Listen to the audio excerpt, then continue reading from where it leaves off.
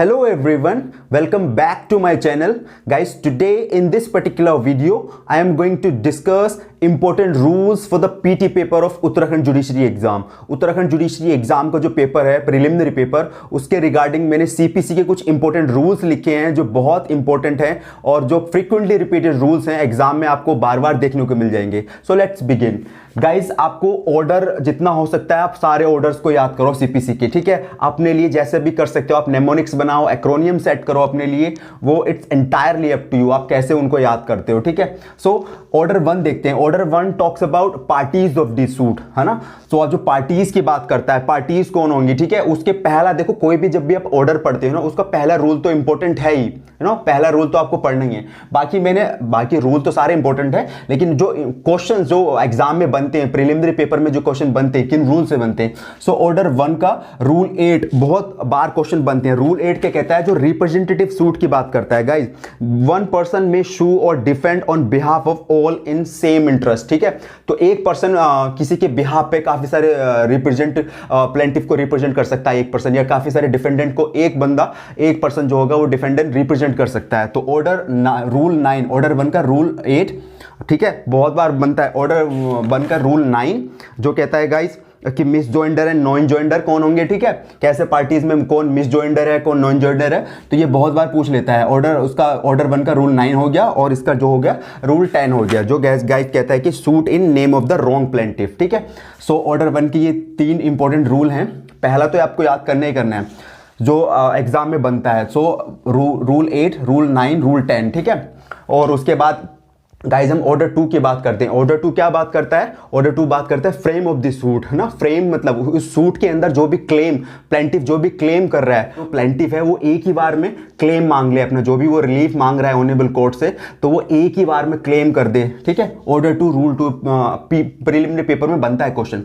And now coming to the order 3. Order 3 जो बात करता है guys, recognise agents and pleader की बात करता है.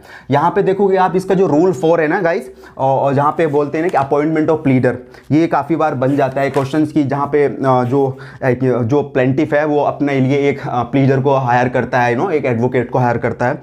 ऑर्डर 3 का रूल 4, ठीक है. और इसका ही रूल 5 आया था गाइस. इसका रूल 5 पूछा था 2018 के प्रीलिमिनरी एग्जाम में उत्तराखंड के, service of process on pleader.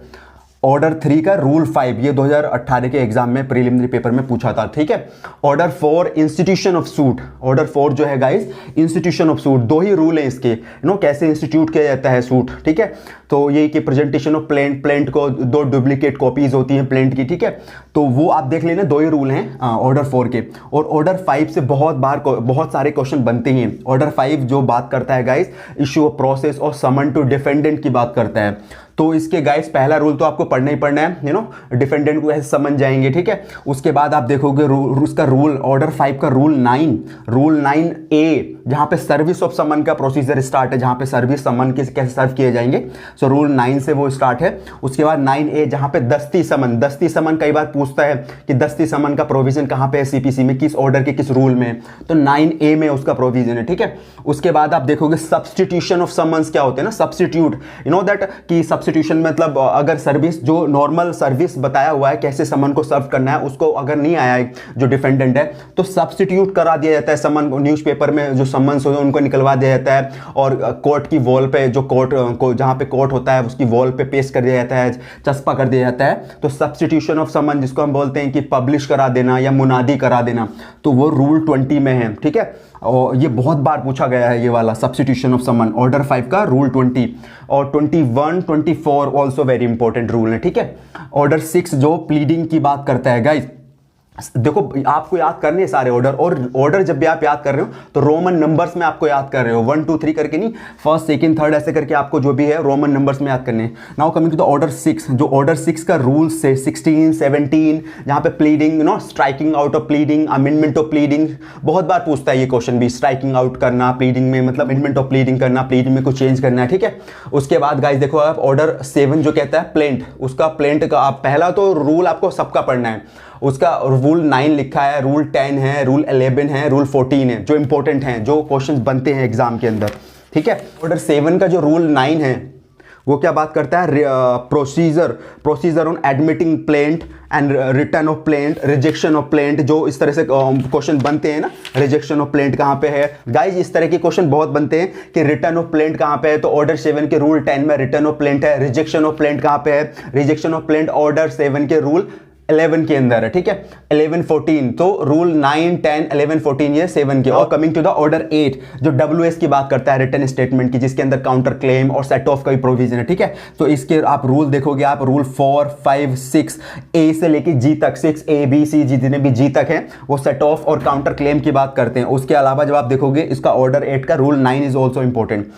Guys जब हम नाइन्थ ऑर्डर है जो appearance and consequences of non appearance की बात करता है कि जब पार्टीज एक सूट फाइल करके पार्टीज अपीयर नहीं हो तो उस कंडीशन में क्या होगा, तो ना उसका रूल है 7 8 9 और एक 13 रूल है, ऑर्डर 9 रूल 13, जहां पे अगर एक्स पार्टी डिक्री पास हो गई है डिफेंडेंट के अगेंस्ट, तो डिफेंडेंट उसको सेट असाइड कराने के लिए एप्लीकेशन लगाता है ऑर्डर 9 रूल 13 के अंदर, ठीक है। Now coming to the order 10 guys, जो ऑर्डर 10 है ना वो examination of parties by the court, ठीक है। फर्स्ट टाइम यहाँ पे एग्जामिन जो ऑर्डर 10 के अंदर ही फर्स्ट टाइम एग्जामिन करता है ऑनरेबल कोर्ट पार्टीज को।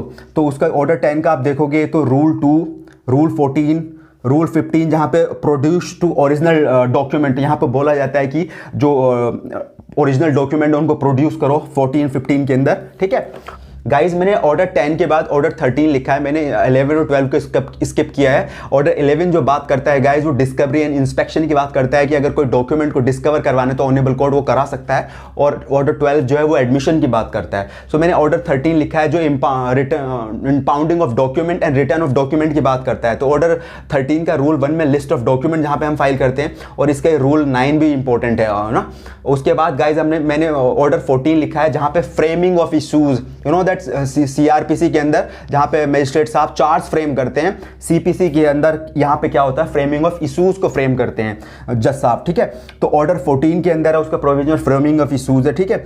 उसका पहला रूल हो गया फ्रेमिंग ऑफ इशूज। उसके बाद ये रूल 5 है striking out of issues and additional issues, मतलब वो 5 के अंदर जो ऑर्डर 14 का रूल 5 है वो एडिशनल इशूज फ्रेम कर सकते हैं या फिर कोई स्ट्राइकिंग आउट कर सकते हैं, ठीक है। सो गाइज ऑर्डर 18 मैंने लिखा है, order 18 is very important order, जहां पे क्या होता है ट्रायल स्टार्ट होता है CPC के अंदर, और जो बात करता है hearing of the suit and examination of witnesses. तो इस ऑर्डर के अंदर रिकॉर्डिंग ऑफ एविडेंसेस होता है, एग्जामिन किया जाता है विटनेसेस को। इसका जब आप रूल 4 पढ़ोगे जहां पे लिखा हुआ है कि recording of evidences in every case the examination in chief of a witness shall be on affidavit, ठीक है। तो एग्जामिनेशन ऑफ चीफ कैसे होगा, शैल बी ऑन एफिडेविट के रूप में होगा, and copies thereof shall be supplied to the opposite party by the party who calls him. जो अगर जो जिस एविडेंस की जो भी कॉपीज होंगी एफिडेविट के फॉर्म में, वो दूसरी पार्टी अगर जो बुला रहा है जो एविडेंस दे रहा है वो दूसरी पार्टी इसको देगा, ठीक है, एक कॉपी। तो ये इसका rule 4 is very important. Rule 9 rule 12 and rule 17 ये रूल बहुत इंपॉर्टेंट है जो पीटी पेपर में क्वेश्चन बनते हैं। बाकी के जितने भी रेस्ट ऑफ द ऑर्डर्स हैं मैं अगली वीडियो में आपके साथ डिस्कस करूंगा। So thank you.